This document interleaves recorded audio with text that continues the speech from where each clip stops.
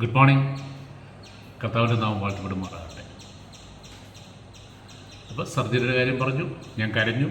ഞാൻ കർത്താവിനെ കെട്ടിപ്പിടിച്ച് പറഞ്ഞു, കർത്താവേ പ്ലീസ് എനിക്കിത് പറ്റത്തില്ല. അന്നേരം തന്നെ മറുപടി കിട്ടി, no you don't have to undergo this. അത് പറഞ്ഞു കഴിയുകയും എൻ്റെ ഹൃദയത്തിൽ ഇന്നുവരെ ഞാൻ അനുഭവിക്കാത്ത വലിയൊരു സമാധാനം, അത് എത്ര പേർക്ക് മനസ്സിലാവുമെന്ന് എനിക്കറിയില്ല. ഞാൻ ഒത്തിരി പേരോട് പറഞ്ഞു നോക്കി, അവർക്കൊക്കെ ഒരു പരിധി വരെ അത് പിടി കിട്ടുന്നുള്ളൂ. അത് അനുഭവിച്ചവർക്ക് അത് അറിയത്തുള്ളൂ.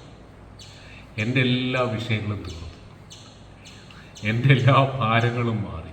ഞാനൊരു രോഗിയാണെന്ന് എനിക്ക് ചിന്തയേയില്ല. അതിനുശേഷം ഞാൻ ഒത്തിരി അതും ഇതൊക്കെ ബയോപ്സി റിസൾട്ട് വന്നു, അതെല്ലാം പോസിറ്റീവാണ്, പ്രശ്നങ്ങളാണ്. അതൊക്കെ എല്ലാവരും പലരും ഞാൻ അറിയുന്നുണ്ട്. ഇതിന് വേറെ ട്രീറ്റ്മെൻ്റ് ഇല്ല, അങ്ങനെയാണ് ഇങ്ങനെയാണെന്നൊക്കെ ഞാൻ കേൾക്കുന്നുണ്ട്. പക്ഷെ എൻ്റെ ഉള്ളിലോട്ട് കർത്താവ് ഒരു ഡൈവേർഷൻ തന്നു, എനിക്കൊരു സൊല്യൂഷൻ തന്നു. അതെന്താണെന്ന് ഞാൻ പറയാം. അതിനു മുമ്പ് ഈ സമാധാനത്തെക്കുറിച്ച് ഞാൻ പറയാം. നമ്മൾ ഈ പ്രശ്നങ്ങൾ അഭിമുഖീകരിക്കുമ്പോൾ നമ്മൾ സാധാരണ ചെയ്യുന്നത്, നമ്മൾ കർത്താവിനെ അങ്ങ് മറക്കും.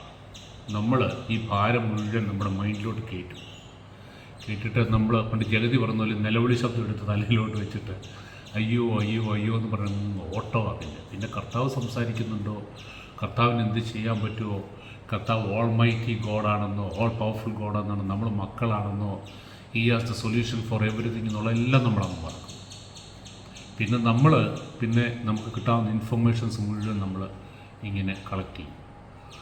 ചോദിക്കുന്നതിനോടെല്ലാം ചോദിക്കും. മനുഷ്യരോടാണ് ചോദിക്കുന്നതെന്ന് ഓർക്കണം. പണ്ട് എൻ്റെ ഫാദറിന് അച്ചാച്ചന് ബ്രെയിൻ ട്യൂമർ വന്നപ്പോൾ ഡോക്ടേഴ്സ് എന്നെയും ബ്രദറിനെ വിളിച്ചിട്ടാണ് കാര്യങ്ങൾ പറയുന്നത്. നിങ്ങൾ ലോകത്തോട് 15 ലക്ഷം കൊടുത്തെന്ന് പറയും. ഒക്കെ ഭയങ്കര ഷോക്ക്. മാക്സിമം 1 വർഷം ജീവിച്ചിരിക്കുന്നു പറഞ്ഞു. ഞങ്ങൾ പുറത്തിറങ്ങി കഴിഞ്ഞപ്പോൾ ഞങ്ങൾ വിശ്വാസം വന്നിട്ടില്ല. പക്ഷേ ബ്രദറിന് എന്തോ ഒരു ബോധ്യങ്ങളൊക്കെ ഉണ്ട്. അപ്പോൾ എൻ്റെ പ്രയാസം കൊണ്ടാണ് ബ്രദർ ഇവിടെ ഭാരപ്പെടേണ്ട. അത് ഡോക്ടേഴ്സിൻ്റെ അറിവ് വെച്ചിട്ട് പറയുന്നത്, അവർ പഠിച്ചത് വെച്ചിട്ട് പറയുന്നത്. പക്ഷെ ദൈവം is A creator, is above all that. ദൈവത്തിന് അസാധ്യമായിട്ട് ഒരു കാര്യമില്ല. എനിക്കുണ്ടായ റിലീഫ് എന്ന് പറയുന്നത് പെട്ടെന്ന് യെസ് ദർ ഇസ് അനദർ വേ.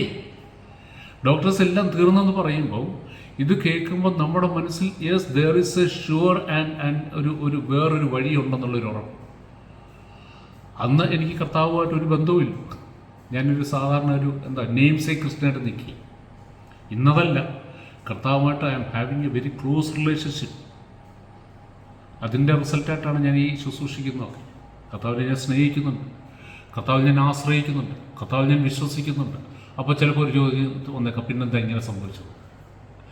കർത്താവിൽ വിശ്വസിക്കുന്നുണ്ടോ, ആശ്രയിക്കുന്നുണ്ടോ, ഭാരങ്ങളല്ലേ രോഗങ്ങൾ വരത്തില്ലെന്നൊന്നും എങ്ങും പറയുന്നില്ല. കാരണം 2 ഭവനങ്ങളെക്കുറിച്ച് സുവിശേഷങ്ങളിൽ പറയുന്നുണ്ട്. ഒന്ന് മണലിൻ്റെ മേൽ അടിസ്ഥാനമായിട്ട് പടുത്തു, അതിൻ്റെ മേലും കാറ്റടിച്ചു തിരമാലടിച്ചു. രണ്ടാമത്തത് പാറമേൽ അടിസ്ഥാനമായിട്ട് ഭവനം, അതിൻ്റെ മേലും കാറ്റടിച്ച് തിരമാലടിച്ചു. രണ്ടിൻ്റെയും റിസൾട്ട് രണ്ടേ.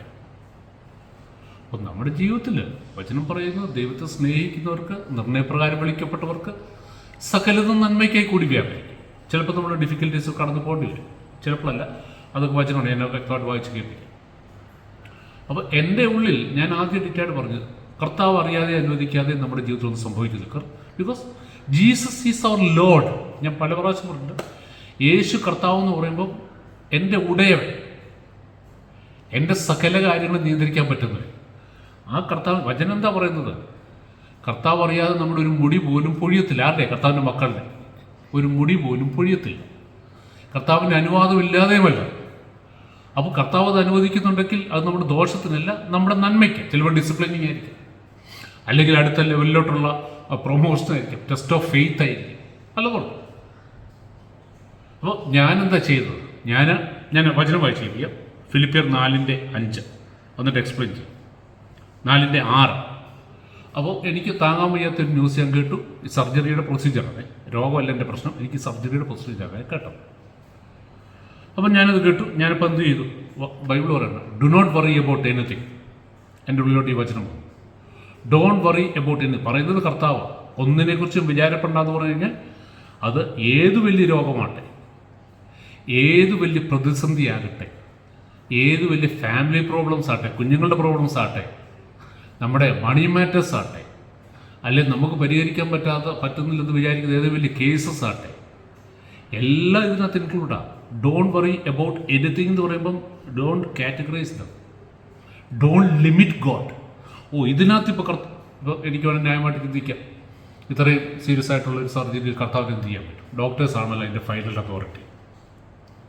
ഈ പല വിശ്വാസികളും തളർന്നു പോകുന്നത് ഇവിടെയാണ്.